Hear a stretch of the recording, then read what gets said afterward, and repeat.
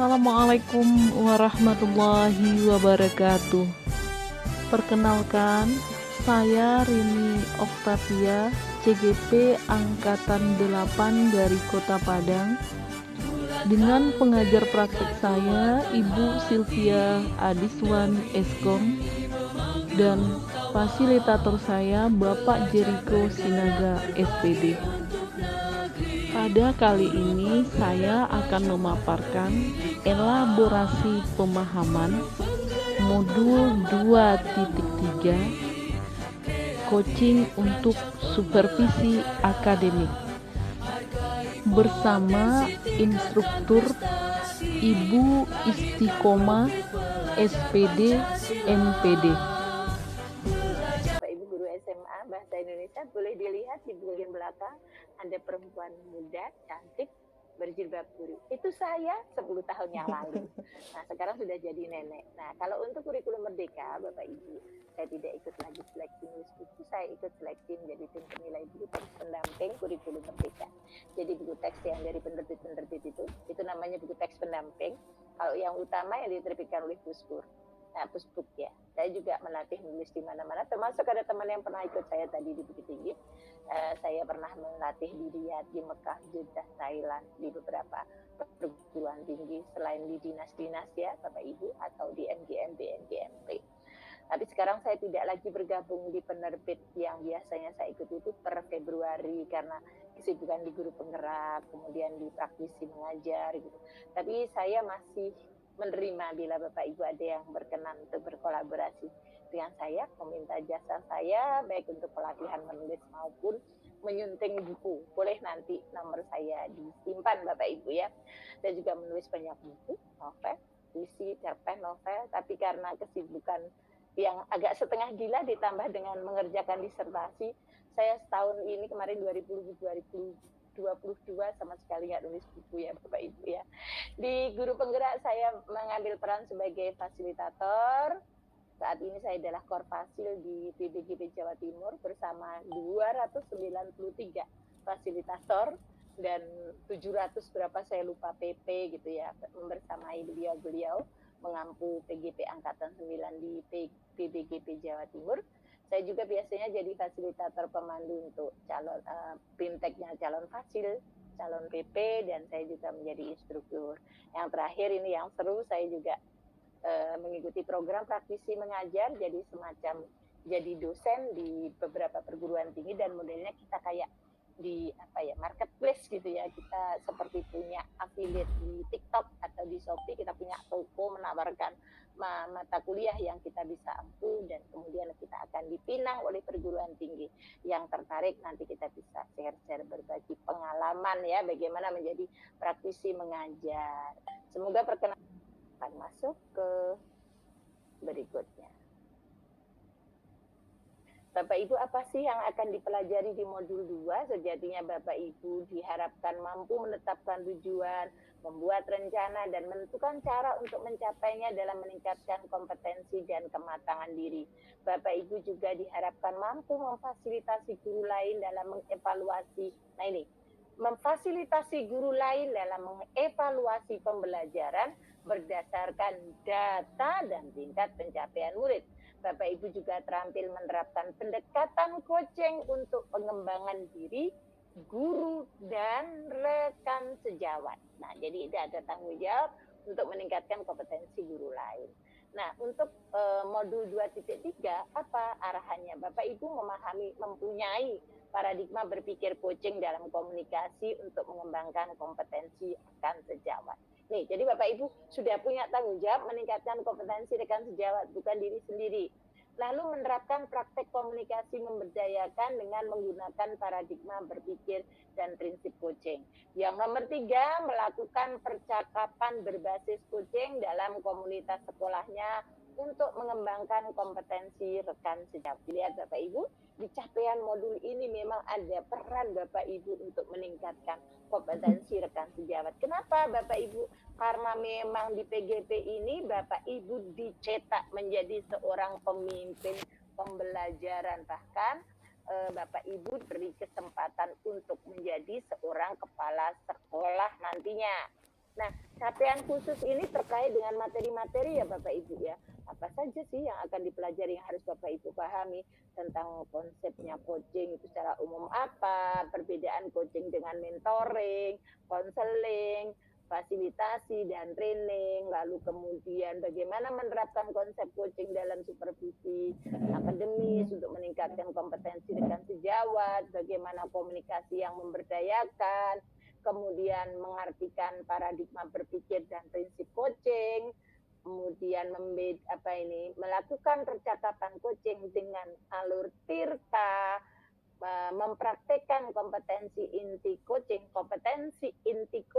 yaitu untuk present, mendengar aktif dan mengajukan pertanyaan berbobot, lalu menjelaskan jalannya percakapan coaching dan kemudian memberi umpan balik yang membangun ya dengan paradigma dan prinsip coaching, dan yang terakhir praktek rangkaian supervisi akademik dengan pendekatan coaching. Nah, Bapak Ibu, kita akan memulai dengan tujuannya. Yang tadi sudah dijelaskan adalah mengelaborasi pemahaman. Jadi bukan lagi bertanya tentang apa itu coaching, apa itu prinsip coaching, tidak Bapak Ibu. Tapi bagaimana kita menajamkan pemahaman kita, mengecek pemahaman Bapak dan Ibu. Nah, Bapak Ibu, di refleksi awal saya tidak menggunakan Padlet karena menyita waktu, kita lebih menggunakan tanya jawab. Ada 3 pertanyaan yang ingin Bapak Ibu saya tanyakan kepada Bapak Ibu. Pertanyaan nomor 1 dulu Bapak Ibu. Nomor 1 dulu, silakan Bapak Ibu untuk angkat tangan. Keren, saya ketemu guru-guru hebat di sini. Khas orang-orang Sumatera Barat itu, emak-emaknya itu ngomongnya gitu ya. Jadi kayak sefrekuensi deh dengan saya gitu ya. Kalau ketemu teman-teman emak-emak ya dari Sumatera Barat, saya suka terpesona gitu, ngomongnya lancar-lancar, mantap-mantap, itu rata-rata gitu ya Bapak Ibu. Jadi Bapak Ibu terima kasih, nanti kita akan melihat elaborasinya, semuanya luar biasa, dan memang Bapak Ibu di sana ada beberapa hal yang sama, ada peningkatan kompetensi akademis ya. Jadi Bapak Ibu agak hati-hati karena teman-teman ada yang menanyakan ini ya. Nah, beberapa pertanyaan nanti saya setelah dari refleksi awal nanti kita akan bahas. Nah, ini Bapak Ibu mungkin kita bisa merunut deh. Saya coba kembangkan dengan begini. Kalau Bapak Ibu melihat tadi dengan pengalaman Bapak Ibu kemarin berlatih coaching gitu ya, berlatih coaching Bapak Ibu untuk supervisi gitu. Apa yang Bapak Ibu rasakan dibandingkan pada saat Bapak Ibu mengalami menjadi seorang supervisor, ya bukan supervisor, supervisi, jadi yang disupervisi. Ketika Bapak Ibu jadi guru, dulu saya jadi guru itu mengalami mana ketika dia mau disupervisi, ketika disupervisi, pada saat setelah disupervisi. Nah, apa yang Bapak Ibu bayangkan perbedaan kalau pakai cara yang lalu dengan kalau pakai coaching ini, apa kira-kira yang Bapak Ibu temukan? Silahkan raise. Seru kayaknya, nanti ini akan menjadi pijakan kita untuk berubah. Silakan Bapak Ibu. Halo. Betul apa betul-betul nak masuk tadi tu? Silakan Bapak Ibu. Angkat tangan. Jadi satu saja dapat dari Bu Neti, tapi kita udah punya gambaran gitu ya. Sepertinya kalau kita jadi kepala sekolah atau jadi guru yang diberi tugas oleh kepala sekolah untuk melakukan supervisi, atau Bapak Ibu nanti dipercaya diberi amanah oleh Allah jadi pengawas sekolah, Bapak Ibu bisa menerapkan pendekatan coaching dalam melakukan supervisi. Jadi nggak bakal ada lagi cerita guru mau disupervisi sakit perut, nggak bisa tidur gitu, takut, terus nanti habis disupervisi kita gimana jengkel gitu. Kita di hadapan pada saat disupervisi iya gitu ya, tapi di belakang kita itu ngomong enak aja ngomong gitu. Karena gini Bapak Ibu, ketika supervisor ngomong begini, misalnya dia tidak bisa membuat media pembelajaran, lalu Bapak Ibu sebagai supervisor ngomong begini, Ibu itu harusnya kalau nggak bisa kayak gini tuh belajar Bu, banyak itu pelatihan online, Ibu ikut saja. Nah, seolah-olah solusi itu mudah, gampang gitu ya. Tapi Bapak Ibu ingat, tidak semua orang bisa ikut pelatihan membuat media pembelajaran secara online. Bisa jadi karena dana. Saya nggak ada dana, apalagi misalnya itu guru honorer atau kalaupun PNS pas tanggungannya banyak. Tapi ada orang yang macam saya, Bapak Ibu. Saya itu kalau pelatihan yang TIK, kalau nggak ketemu muka gitu ya, barang sejenak meskipun sebentar, saya ditunjuk-tunjukin langsung pendampingan begini, gitu bisa. Saya beberapa kali ikut pelatihan online, ya Bapak Ibu, ini contoh saya ya. Nggak nyantol-nyantol Bapak Ibu. Saya pernah ya dulu waktu masih jadi guru itu ikut Inobel Bapak Ibu, itu pakai Sway. Waktu itu Google itu belum begitu banyak ya, memang masih sebelum K13 waktu itu 2011 ya. Saya ngikut teman saya, ikut sekali saya minta Mbak aku nggak bisa kalau nggak diajari gitu ya. Dituntun Bapak Ibu, dituntun bener nggak sampai 2 jam gitu. Saya nanya terus, habis itu saya belajar bisa. Giliran setelah itu Bapak Ibu, saya belajarkan ikut bolak-balik karena tugas saya banyak, nggak sempat mengerjakan tugas. Banyak dong. Tapi terus akhirnya saya nyerah, saya tanya ke anak saya, Duk kok saya nggak bisa sih gini-gini, diajari anak saya bisa. Jadi apa solusi yang kalau itu dari orang lain? Soalnya itu gampang, ikut aja, banyak pelatihan online. Itu bagi lu, bagi gue belum tentu. Ibu bisa begini, gini. Kalau solusi itu dari orang lain belum tentu pas gitu loh. Meskipun sesederhana kayak tadi, ikut aja pelatihan online. Banyak kok yang ikut pelatihan online. Itu orang lain. Masing-masing punya gaya yang berbeda. Nah itu terima kasih Bapak Ibu, kita punya harapan baru. Lalu Bapak Ibu, yang terakhir ya nomor 2, tadi sebenarnya udah kejawab ya. Ketika kompetensi coaching ini dapat membantu proses pemberdayaan guru karena solusinya itu dipikirin sendiri sama si orang itu. Ketika kalau saya milih solusi ini, pasti seseorang udah ngukur, saya bisa mengatur waktunya, saya punya waktu, ini sesuai dengan gaya saya. Nah kalau solusi yang selama ini diberikan yang tidak pakai pendekatan coaching kan top down ya Bapak Ibu. Ibu harus gini gitu kan.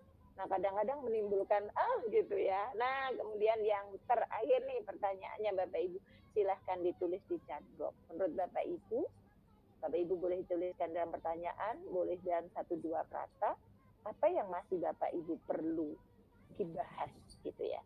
Menurut Bapak Ibu apa yang perlu, masih bingung yang Oke Bapak Ibu, kita akan coba mengingat kembali definisi coaching. Di situ kemitraan, hubungan kemitraan. Jadi sama ketika Bapak Ibu guru SD PP-nya nanti menghadiri Bapak Ibu di sekolah, mendampingi Bapak Ibu coaching selama ini tidak jadi masalah karena kemitraan.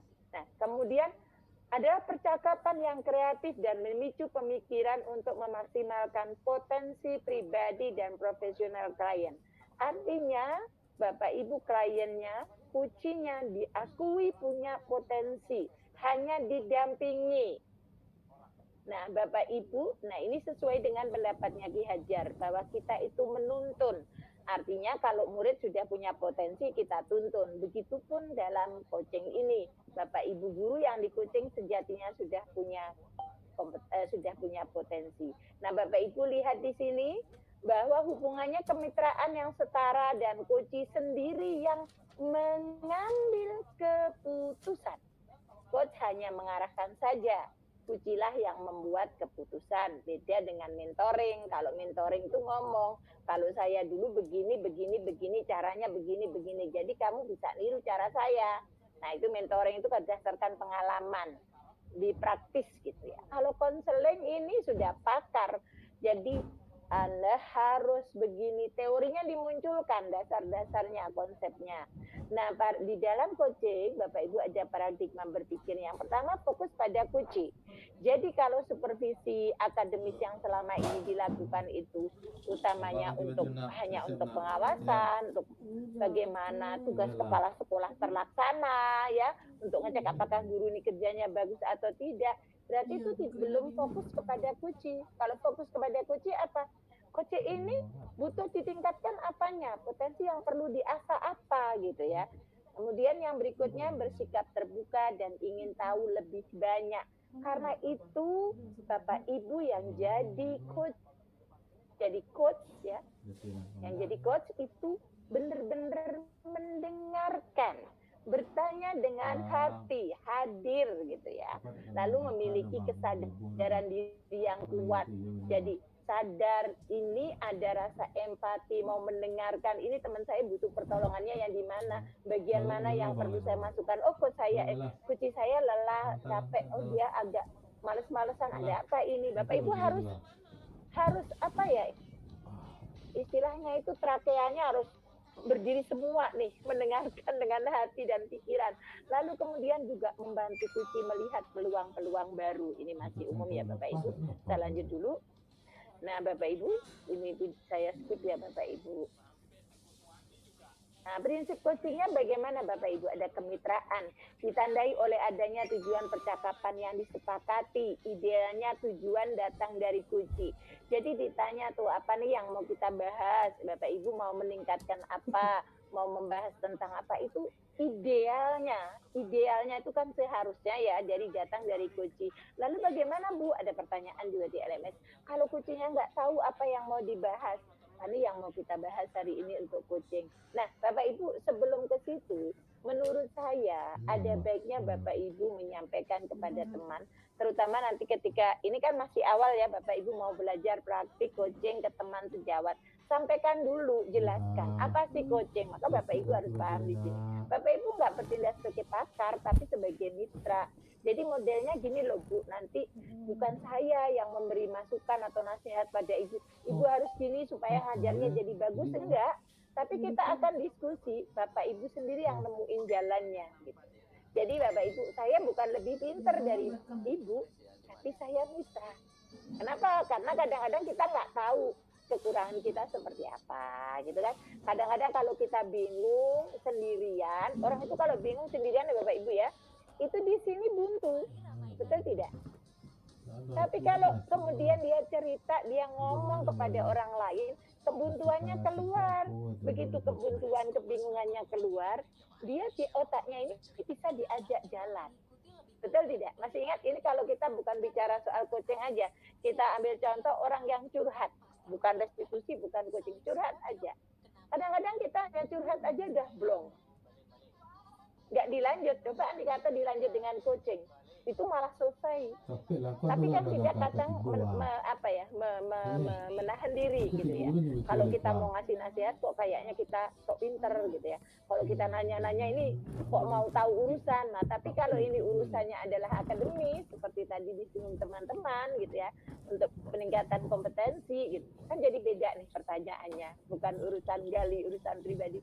Ketika ditanya, kalau begitu caranya gimana gitu ya, misalnya seperti orang ini buntunya udah plong gitu loh. Kalau yang bikin buntu ini sudah lepas, tak bisa jalan. Bener gak Bapak Ibu? Ya kan? Oke, kita lanjut ya. Yang berikutnya adalah percakapan kreatif, dua arah. Dilakukan untuk menggali, memetakan situasi kunci. Ditujukan untuk menghasilkan pemikiran atau ide-ide baru. Jadi tujuannya memang ke sana. Dan memaksimalkan potensi. Bagaimana caranya? Nanti di akhirnya harus ada kesimpulan. Yang menyampaikan kesimpulan siapa? Coach. Kemudian menghasilkan rencana tindakan. Harus ada rencana tindakannya. Tadi ada pertanyaan itu di LMS, apakah harus membuat RTL gitu ya? Mau ditulis monggo, nggak ditulis nggak apa-apa. Itu kalau yang bukan supervisi akademik ya. Tapi kalau supervisi akademik kan kegiatan resmi ya Bapak Ibu ya. Ya harus ada dong pertanyaan di awal yang pra-observasi ditulis nih. Lalu hasil observasinya kan juga ditulis. Bapak Ibu kan bawa catatan. Simpulannya dicatat, rencana tindak lanjutnya juga ditulis. Apakah harus serigit kalau Bapak Ibu ikut BIMTEK apa RTL-nya apa-apa, enggak perlu ya. Yang penting ada rencana ke depan, rencananya tanggal akan membuat ini, melakukan ini, yang penting ditulis. Karena apa yang ditulis itu akan yang direncanakan dengan baik akan menjamin lebih baik hasilnya. Kalau direncanakan dengan baik aja kadang gagal ya. Apalagi kalau tidak ada perencanaan. Melakukan sesuatu tanpa perencanaan itu berarti merencanakan kegagalan. Biasanya saya begitu menanggapinya Bapak Ibu. Oke, lanjut kita bahas berikutnya Bapak Ibu. Nah, ada pertanyaan, apakah coachnya? Coach itu harus selalu lebih hebat, lebih berpendidikan tinggi dibandingkan coachnya? No, Bapak Ibu. Kalau tadi konseling itu harus. Bapak Ibu tanya tentang saya masalah anaknya berkebutuhan khusus. Maka kalau saya sebagai konselor, maka saya harus ahli di bidang anak berkebutuhan khusus. Kalau Bapak Ibu tanya tentang saya soal menulis, mau pendampingan dengan saya tentang menulis, saya akan jadi mentor Bapak Ibu berdasarkan pengalaman saya. Saya akan kasih trik buat Bapak dan Ibu. Maka saya menjadi seorang mentor, trainer. Ya. Tapi ketika saya jadi coach Bapak Ibu, maka keterampilan ini yang saya butuhkan. Saya nggak perlu jago ketika Bapak Ibu ditanya tentang bagaimana mengatasi membuat situasi kelasnya lebih menarik dengan pembelajaran kurikulum merdeka. Saya belum berpengalaman Bapak Ibu. Karena saya belum pernah ngajar di kelas dengan kurikulum merdeka. Tapi saya ya tahu. Tapi tentunya tidak blong banget gitu ya. Tapi sehingga menjawab kenapa teman-teman guru SD bisa jadi coach bagi teman-teman guru SMA, SMK, teman-teman S1 bisa jadi coach bagi teman S2 gitu kan. Yang penting adalah kompetensi presence, mendengarkan aktif dan mengajukan pertanyaan berbobot. Nah, kita lihat ya Bapak Ibu satu-satu. Bagaimana presence itu? Kemampuan untuk hadir utuh bagi coach kita. Badan, pikiran, hati, selaras saat melakukan percakapan dengan kunci. Kemudian sadar diri, membantu munculnya mindset dan kompetensi lain. Bersikap terbuka, bersikap sabar, ingin tahu lebih banyak. Bapak Ibu coba kita lihat nih satu-satu Bapak Ibu. Bapak Ibu, untuk bisa hadir ini pada saat melakukan coaching, matikan HP. Bayangkan Bapak Ibu ketika sedang coaching lalu ada WA, Bapak Ibu melirik.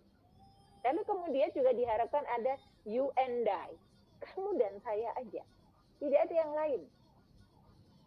Jadi bagaimana caranya? Kita cari tempat yang khusus, waktu yang memang benar-benar si kunci kita tidak akan terganggu, atau kita jangan kemudian melakukan coaching ketika teman guru ini sedang mengajar, dipanggil misalnya.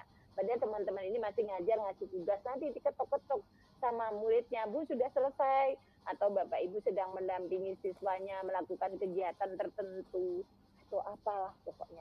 Karena itu akan mengganggu konsentrasi Bapak Ibu. Hadirlah sepenuhnya. Kalau kita sebagai coach bagaimana Bapak Ibu? Nah, kita akan menambahkan dengan yang kedua Bapak Ibu, yaitu mendengarkan aktif. Nah, Bapak Ibu, cara kita mendengarkan itu tidak hanya mendengar, tetapi juga bisa menangkap makna yang tidak terucapkan. Apa sih contoh makna yang tidak terucapkan, Bapak Ibu? Kebetulan tadi 3 orang penanya dan 3 orang yang berpendapat itu menjawab dengan sangat mantap, Bapak Ibu kalimatnya. Jadi saya nggak menangkap ketidakhadiran yang tidak sepenuhnya atau keraguan gitu. Tapi saya sempat di sesi yang lain ketemu teman CGP yang menjawab itu ada oh ya, nah itu menunjukkan ada sesuatu gitu. Apakah si kunci itu ragu, bingung gitu ya, atau membohongi begitu. Kadang-kadang si kunci itu juga nggak jujur gitu ya. Ketika Bapak Ibu melihat nada-nada itu, Bapak Ibu harus pinter-pinter bagaimana menggalinya supaya digali dia mau terbuka, tidak tersinggung. Atau ketika kita bertanya kok si CGP ini atau si kunci itu seperti ekspresinya kayak gimana, aku nggak suka dengan pertanyaan kita. Itu kita harus sadar diri Bapak Ibu. Tidak hanya mendengarkan yang di telinga, tetapi juga menangkap makna yang tidak terdengar ya. Kalau tidak terdengar kadang-kadang pakai namun ekspresi gerakan tubuh tertentu ya Bapak Ibu. Kita lanjutkan. Nah, Bapak Ibu juga harus hati-hati dengan 3 hal ini. Jangan lakukan ini. Asumsi, label dan asosiasi. Kayak gini Bapak Ibu. Contohnya asumsi itu gitu. Sudah mempunyai anggapan tertentu tentang suatu situasi. Kemudian misalnya begini, Bapak Ibu mau melakukan coaching terhadap teman kebetulan tentang pembelajaran diferensiasi. Bapak Ibu udah mikir ini, alah paling nanti ending-endingnya teman-teman itu pertanyaannya apa yang bedakan ya, gimana penerapannya diferensiasi proses sama konten. Terus nanti ending-endingnya teman-teman itu paling diferensiasinya bicara gaya bahasa melulu. Hati-hati. Nggak boleh begitu Bapak Ibu. Jadi meskipun kita punya pemikiran seperti itu, ketika kita mau coaching kita hapus. Jangan berangkat dari asumsi atau label, justifikasi, judgment Bapak Ibu. Pernah nggak ada teman yang kita cap? Saya bilangnya kita, bukan satu orang. Gitu. Kadang-kadang di ruang guru itu ada teman A, teman B itu. Misalnya dia suka terlambat atau ngumpulin tugas ulangan, bikin soal itu terlambat, mesti terus bilang gini, paling nanti kan alasan aja. Itu mesti kan urusannya katanya ibu yang sakit lah, yang ngurusin inilah. Ada nggak orang yang kita begitu kan? Sehingga belum apa-apa kita mau coaching sudah mikir, paling bohong. Di hati kecil kita udah ada kata-kata paling bohong, paling dia alibi aja. Alasan hati. Hati-hati. Nanti kita tidak terbuka Bapak Ibu. Ketika mau coaching, maksudnya sehancur-hancurnya, separah-parahnya si teman yang mau kita naikkan kompetensinya tadi, kita jangan berpikiran negatif. Coba kita dengarkan. Bagaimana kalau ternyata karena pemikiran kita yang negatif tentang teman itu, akhirnya teman itu tidak tertolong, atau justru sebenarnya dia itu orang baik, kita aja yang melabeli. Nah, jelek kan? Ternyata coaching mengajarkan kita untuk jadi orang yang baik, selalu khusnudon ya, positive thinking. Lalu yang berikutnya asosiasi. Hati-hati, jangan sampai gini. Ketika si coach itu mengatakan sesuatu terus kita gini, kalau saya itu ya begini, gitu aja kok nggak bisa. Kan harusnya begini. Jangan diukur dengan dirinya sendiri, itu di stop dulu. Kita sedang berpihak kepada coach, kita sedang empati kepada dia. Baik dia sedang kita coaching untuk masalah maupun bukan untuk masalah. Nanti kita lihat ya Bapak Ibu. Karena teman-teman selalu berpikir coaching itu selalu masalah, nanti selalu solusi. Begitu ya Bapak Ibu ya. Yang dipikirkan selalu coaching. Lalu gimana kalau nggak berbobot? Itu lahir dari mendengarkan. Berbentuk pertanyaan terbuka. Apakah enggak boleh pertanyaan tertutup? Boleh, nanti kita coba praktekkan.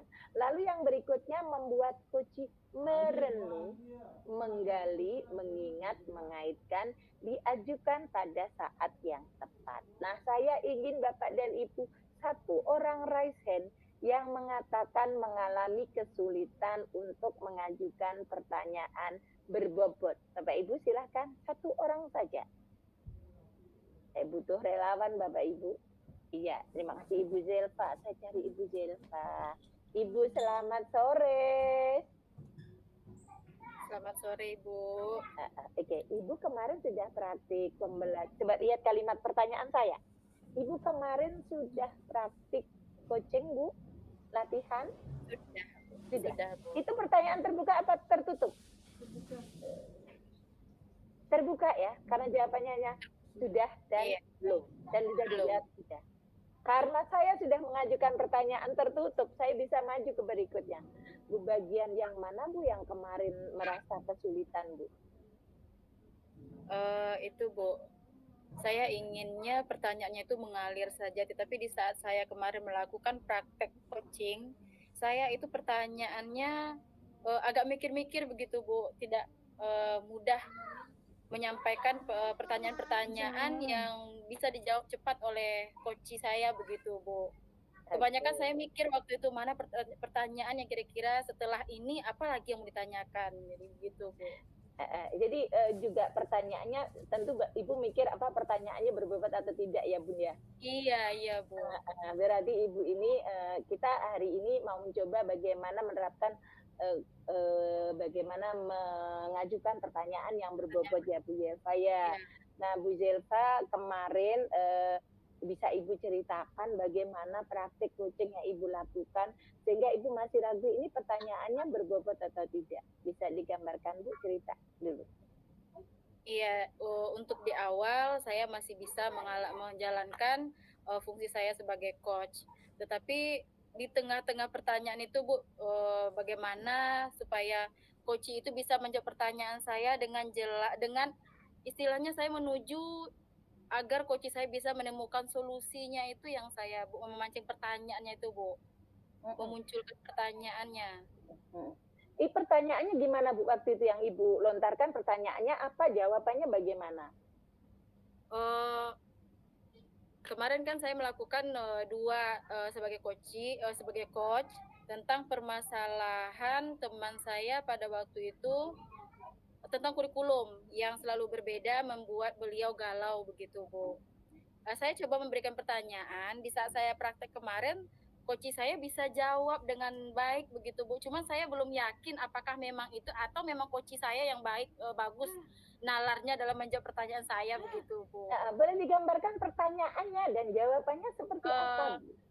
Pertanyaannya yang kemarin yang saya lontarkan, strategi apa yang Ibu gunakan untuk melaksanakan solusi yang akan Ibu laksanakan begitu Bu. Setelah coach saya menyampaikan rencana yang akan dilaksanakan, saya bertanya apa strategi yang akan dilaksanakan, yang akan Ibu laksanakan untuk mengatasi permasalahan yang sedang Ibu hadapi begitu.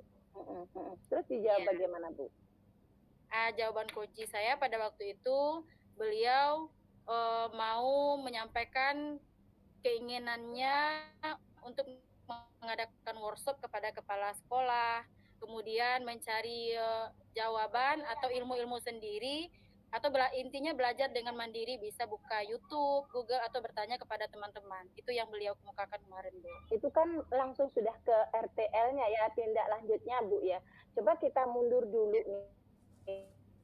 Mundur, kalau yang itu sudah jelas kelihatan, pertanyaannya sudah bisa dijawab benar. Nah, ini saya coba ingin melihat pertanyaan yang sebelumnya, Bu, karena itu sudah ke solusi. Nah, Ibu bertanya berkaitan dengan masalah yang dihadapi, itu pertanyaannya saya balik lagi ya, Bu. Pertanyaan yang Ibu ajukan apa dan jawaban beliau bagaimana? Yang di bagian tujuan, Bu. Kalau yang di bagian tujuan, kemarin saya menanyakan apa harapan Ibu dengan pertemuan yang akan kita lakukan siang ini. Beliau jawab, saya ingin dengan adanya percakapan atau perbincangan kita kali ini, saya menemukan solusi atas permasalahan yang saya rasakan pada saat ini, begitu jawabnya. Oke, kalau itu juga nggak sulit ya, Bu, pertanyaan jawabannya nggak sulit ya. Oke, sekarang kita masuk ke pertanyaan berikutnya.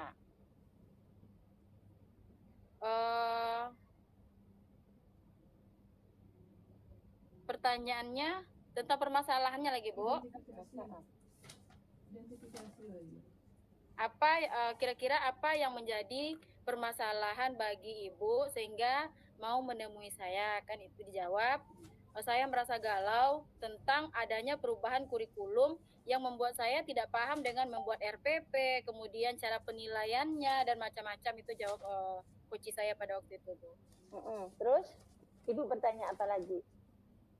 Setelah itu kemudian apa lagi ya? Setelah tadi coba Bapak Ibu lihat ya, saya akan mencoba memecahkan. Di situ Ibu tadi bertanya apa masalahnya tadi tentang RPP gitu. Iya. Sekarang setelah jawaban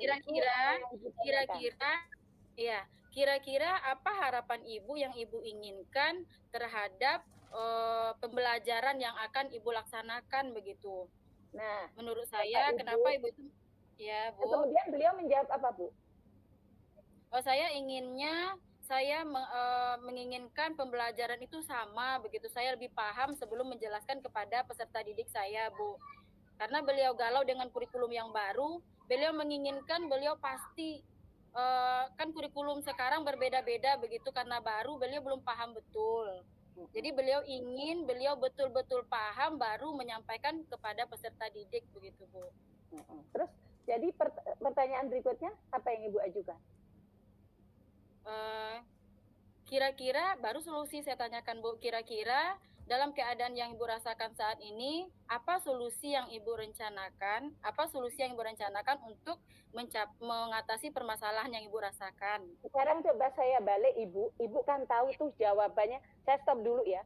Kita sudah bisa membayangkan bagaimana tadi proses coachingnya. Nah, saya ingin Ibu berperan sebagai coach tadi dengan posisi yang galau tadi, ya. Dengan posisi galau, Ibu gunakan jawaban-jawaban beliau itu untuk menjadi diri Ibu. Nah, sekarang saya tanya lah ya. Sekarang saya coba tanya. Jadi tadi kita sudah tanya jawab ya bahwa Ibu ingin mengatasi kegalauan Ibu tentang perubahan kurikulum. Sekarang Bu, masalah yang Ibu hadapi sekarang terkait dengan perubahan kurikulum itu apa, Bu? Yang saya rasakan sekarang, saya inginnya, Bu, kurikulum yang berubah itu kami mendapat panduan dulu secara jelas, misalnya melalui workshop, begini cara membuat RPP, atau seperti panduan lah begitu, Bu, dari sumber yang lebih jelas. Jadi kami bisa paham langkah-langkah yang akan kami laksanakan dalam membuat RPP atau media yang cocok begitu, Bu. Oke, Ibu terima kasih. Selama ini ya, jadi Ibu kan ingin sumber yang benar, yang supaya cepat. Nah, selama ini yang sudah Ibu lakukan untuk memahami cara membuat RPP apa saja, Bu? Melalui bertanya dengan teman sejawat, kemudian membuka-buka di YouTube cara membuat RPP yang betul, kemudian buka Google mencari informasi-informasi tentang kurikulum yang sedang berjalan sekarang gitu. Iya, oke. Berarti sudah 3 ya Bu ya, Ibu lihat kata kunci. Berarti sudah 3 hal yang Ibu lakukan ya tadi buka-buka YouTube, Iya. bertanya sama teman. Nah kemudian pertanyaan saya, teman yang Ibu tanyai itu memberikan informasi seperti apa tentang RPP Bu? Kebetulan di saat saya bertanya tentang RPP itu mereka kan juga baru sama dengan saya, tetapi saya belum merasa puas begitu Bu dengan jawaban yang diberikan gitu.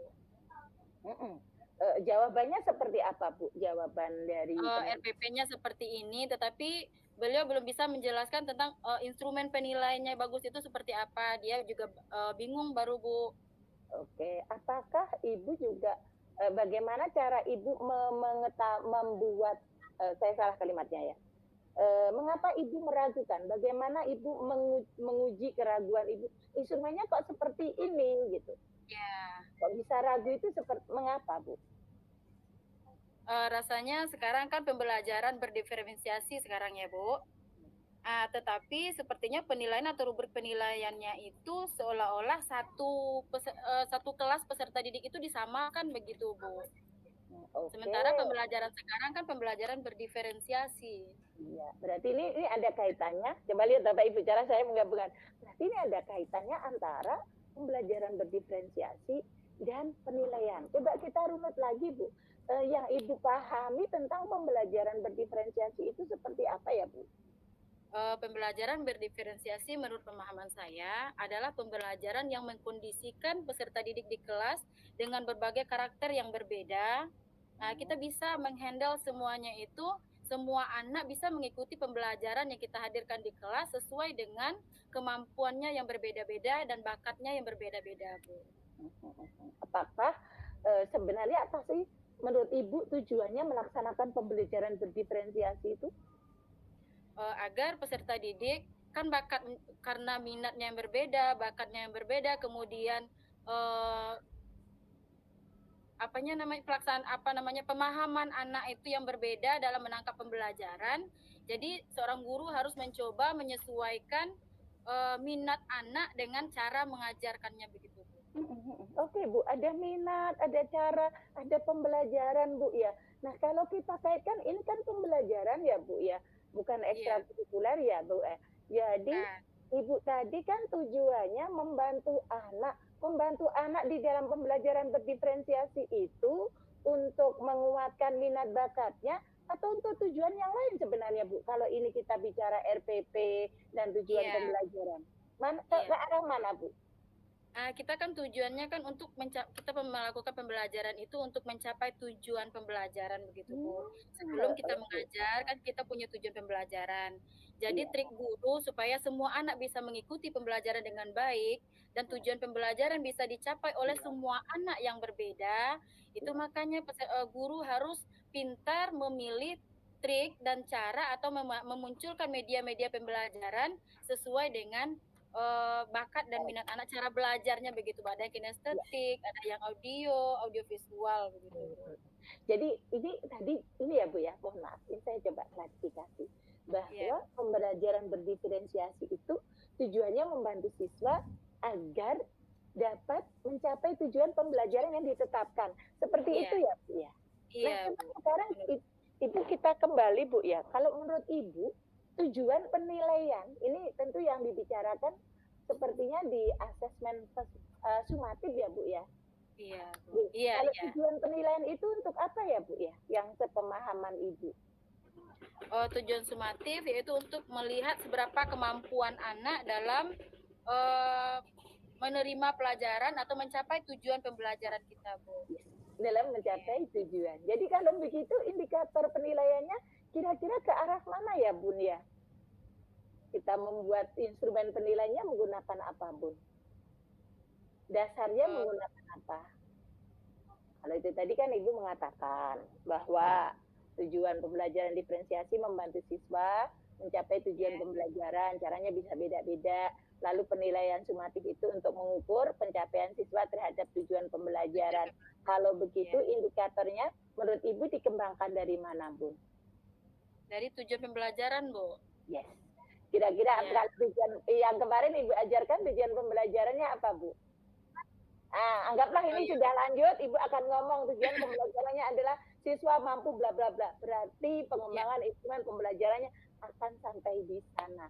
Bapak Ibu lihat bagaimana pertanyaan berbobot itu akhirnya Ibu ketemu nih. Misalnya Ibu tadi adalah orang yang saya coach, Ibu akan ketemu bahwa penilaian itu harus tetap merunut kepada tujuan pembelajaran. Nggak boleh pindah.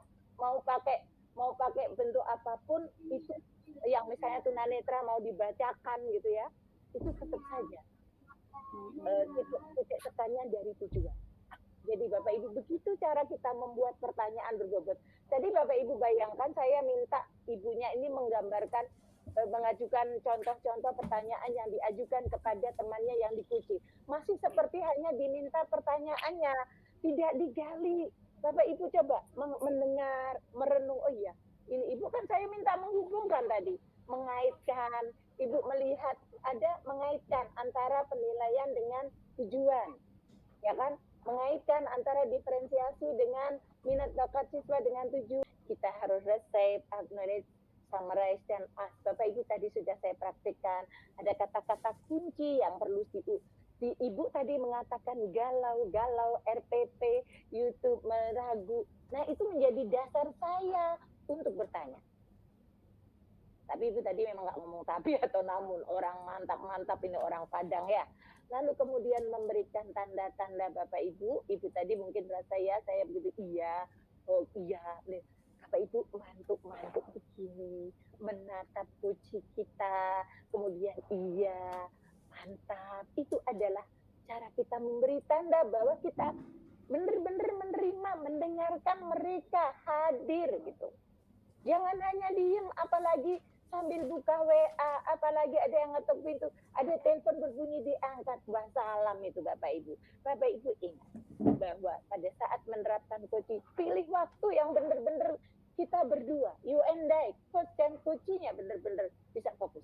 Tempatnya juga harus tersendiri. Jadi ketika kami melakukan pendampingan individu, ya Bapak Ibu, kami itu harus hadir ke sekolah dan memastikan bahwa pelaksanaan pendampingan individu dilaksanakan di ruang terpisah, di ruang tersendiri, ruangan khusus. Ya kalau hanya di ruang guru, di ruang kepala sekolah, di ruang mana, pasti akan ada orang yang masuk sehingga proses coachingnya terganggu, nggak bisa. Ya, jadi itu harus fokus ke sana Bapak Ibu. Nah, lalu berikut Bapak Ibu memang perlu pada saat tertentu mencatat ya. Tapi jangan banyak mencatat ya. Bapak Ibu boleh nggak membaca buku, membaca catatan urutan? Boleh ya, tapi jangan terus melihat begitu. Ingat kita perlu kontak mata. Kita perlu menjaga kebersamaan. Lalu summarize Bu. Tadi saya beberapa kali mengulang pernyataan Ibu ini, apakah betul seperti ini gitu. Nah, ketika ada pertanyaan apakah betul seperti ini, itu kan pertanyaan tertutup ya Bu ya. Betul, iya Bu gitu kan. Karena ketika simpulan saya, rangkuman saya salah, pertanyaan berikutnya menjadi tidak jalan. Benar ya? Jadi saya harus memastikan tangkapan saya sebagai seorang coach itu sesuai dengan yang Ibu jelaskan. Karena kadang-kadang coach kita itu cerita panjang. Nah, orang bercerita panjang, kadang tangkapan kita beda. Sebelum kita melanjut mengejar ke pertanyaan berikutnya, pastikan bahwa itu benar gitu ya Bapak Ibu. Baru. Nah, sehingga ketika ada di situ menggunakan pertanyaan-pertanyaan terbuka gitu. Ada pertanyaan tertutup yang memang terpaksa harus kita hadirkan untuk memastikan bahwa rangkuman kita betul, atau ketika Ibu sudah melaksanakan pembelajaran berdiferensiasi ya. Nah kalau dijawab tidak lah, kita nggak bisa melanjutin kan. Jadi memastikan itu juga perlu. Meskipun untuk sesi coachingnya sendiri memang diminta dengan pertanyaan terbuka Bapak Ibu ya. Nah, Bapak Ibu kemudian bertanya tadi ya. Oke, alur percakapan Bapak Ibu tadi sudah selalu dimulai dari tujuan. Tadi kan tujuannya memecahkan masalah tentang bagaimana bertanya untuk pertanyaan berbobot, lalu kemudian diidentifikasi kesulitannya apa, lalu kemudian memang tadi tidak sampai ke rencana aksi ya Bapak Ibu. Nanti kalau yang dipraktekkan Ibunya tadi di rencana aksinya sudah bagus ya. apa yang akan Bapak lakukan. Ibu lakukan. Ini gampang yang di sini ya Bapak Ibu ya. Kemudian ditanggung jawab, saya kira juga Bapak Ibu memastikan ya kapan mau dimulai dengan siapa. Jadi ini alur cerita tidak saya bahas karena tampaknya tidak menjadi permasalahan.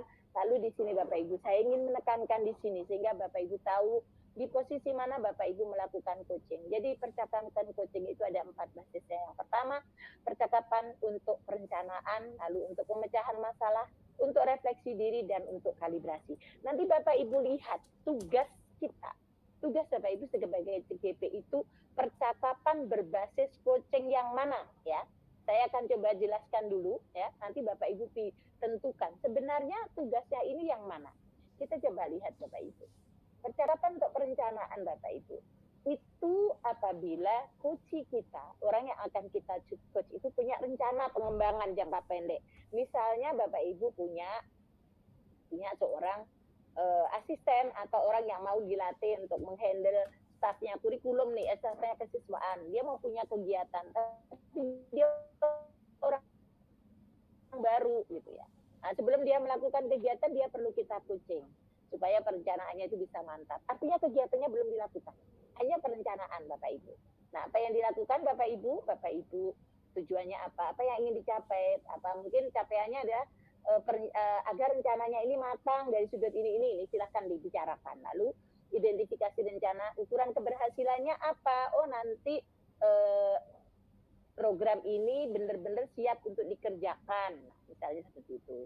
Apa yang perlu dikembangkan, nanti apa yang harus disiapkan ditanya. Nah, dari proposal Bapak ini menurut Bapak mana yang perlu dikembangkan? Oh, saya masih ragu ini. Nah, silahkan dikejar kayak tadi gitu ya. Tapi Ibu siapa tadi yang saya ajak praktik? Ibu merasa saya uji apa tidak Bu Zelfa tadi ya? Bu Zelfa ya tadi ya? Ibu Tidak. merasa ujian? Tidak ya? Tidak. Bapak Ibu bisa mengarahkan suara ya Bun ya. Mana suara kita dibuat yang hangat, tidak sedang menguji gitu ya. Kalau sedang menguji, wah yang mau kita coaching sudah ketakutan lebih dulu nanti ya Bun ya. Saya merasakan Ibu seperti mengarahkan saya untuk memecahkan masalah yang saya hadapi begitu. Iya, tapi saya tidak memberikan petunjuk solusi itu, tetap dari Ibu kan? Mengarahkan ya. Iya, gitu ya. Itu betul jam terbang Bu kata kuncinya ya. Lalu nah kemudian ini juga di perencanaan apa yang sudah disiapkan itu juga ditanyakan, dukungan yang diperlukan. Ini masih sangat netral. Lalu berikutnya ini Bapak Ibu. Percakapan untuk refleksi setelah coach itu melakukan kegiatan. Setelah mengikuti kegiatan. Untuk menyelesaikan satu tugas, kemudian ingin merefleksi diri. Nah, ini Bapak Ibu, suasananya harus tenang ya, harus tenang. Kemudian menanyakan apa yang dirasakan, inspirasi apa. Jadi kan tadi sudah melakukan sesuatu. Misalnya hari ini Bapak Ibu misalnya teman-teman CGPP misalnya ya, teman-teman PP nanti pingin tahu gimana ya.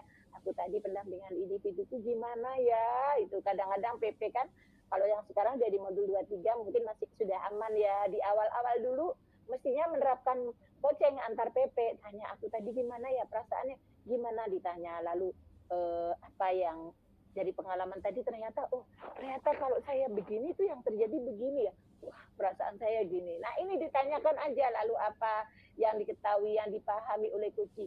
Jadi ternyata enak kok, tidak seperti yang saya bayangkan. Teman-teman TGP saya kan guru TK nih, teman TGP saya guru SMA ternyata mereka baik kok. Saya mengikuti aja panduannya, saya nggak minterin, misalnya kayak gitu ya. Itu udah ketemu sendiri dari si kunci. Lalu kemudian tanyakan dari kesadaran itu apa yang akan dilakukan ke depannya. Nah, tentu saja di dalam hal ini perlu ada data-data mungkin ya Bapak Ibu nanti perlu memintanya. Tanyakan apa yang didapatkan. Nah, ini kemudian berikutnya Bapak Ibu. Percakapan untuk ini yang refleksi ya. Beri banyak ruang hening. Jadi ketika refleksi coach kita minta untuk berpikir kayak tadi ya. Tadi kenapa itu termasuk bukan yang ini ya. Nah, Bapak Ibu kita lanjut. Izinkan coach mengungkapkan refleksinya dengan bebas. Jadi tidak kita tekan. Tadi saya juga tidak memarahi ibunya. Gitu aja kok tanya enggak. Jaga presence kita. untuk membantu menjaga ruang percakapan yang aman dan nyaman. Jadi tetap harus hadir. Lalu yang berikutnya ini Bapak Ibu, percakapan untuk pemecahan masalah. Kapan dilakukan? Ketika kucingnya itu menemui kita, dia punya masalah. Atau ketika kita melihat ada orang yang sedang hadapi krisis atau butuh bantuan. Nah, untuk yang nomor 2 dan 3 itu agak rawan. Kalau kita bukan sesiapa, kita bukan kepala sekolah, tiba-tiba kita coaching teman kita yang ngajarnya nggak seru ketika dia sedang di demo muridnya, nanti bisa-bisa kita dicap sok tahu. Nah, jadi kita harus hati-hati nih menempatkan dirinya. Nah, kalau saya kepala sekolah ya saya mungkin akan mengambil di nomor 2 dan 3. Tapi di nomor 2 dan 3 bisa terjadi ketika ibu bapak ditugaskan oleh kepala sekolah, misalnya, atau ibu itu memang sudah punya hubungan yang akrab, baik dengan teman tersebut, maka ibu boleh. Kalau enggak rawan agaknya Bapak Ibu ya, kalau nanti kita dicap ikut campur urusan orang lain. Nah, bagaimana Bapak Ibu? Ya ini nanti kita gali permasalahan-permasalahannya. Nah, di sini Bapak Ibu ada pembedanya Bapak Ibu. Di rencana aksi ya, kalau itu ada masalah maka coach boleh brainstorming. Jadi boleh usul coach ya. Karena ini pemecahan. Nah, selalu diakhiri dengan kesimpulan dan rencana. Lalu ada lagi percakapan untuk kalibrasi Bapak Ibu. Ini misalnya nanti saya ini jadi kepala sekolah, Bapak Ibu, saya ingin tahu perkembangan Bapak Ibu mengikuti PGP ini. Udah 3 bulan nih, udah sampai 2-3. Bagaimana perkembangannya? Jadi itu ada juga coaching yang seperti ini. Atau Bapak Ibu ikut nanti PPG, lalu kepala sekolahnya ingin tahu bagaimana perkembangannya gitu ya. Atau sedang mendampingi anak-anak punya kegiatan apa gitu, bakter gitu ya, lomba perlu penyiapan lama nih, saya ingin tahu gitu ya, bagaimana perkembangannya, maka itu pakai refleksi untuk kalibrasi. Bapak Ibu saya lanjut lebih dulu, beberapa pertanyaan sebenarnya sudah terjawab ya Bapak Ibu. Nah Bapak Ibu nanti ketika coaching di dalam memberikan umpan balik, Bapak Ibu bisa menggunakan yang pertama umpan balik dengan pertanyaan reflektif. Jadi tadi kan saya bertanya setelah itu tadi mengeluh, terus yang sudah Bapak Ibu lakukan menghadapi kegalauan ini apa? Kan dia merefleksi, saya sudah ini, mantap, dia sudah melakukan banyak langkah kan dijawab. Nah, atau demikianlah pemaparan elaborasi pemahaman modul 2.3 coaching untuk supervisi akademik. Terima kasih atas segala perhatian. Mohon maaf atas segala kekhilafan. Wassalamualaikum warahmatullahi wabarakatuh.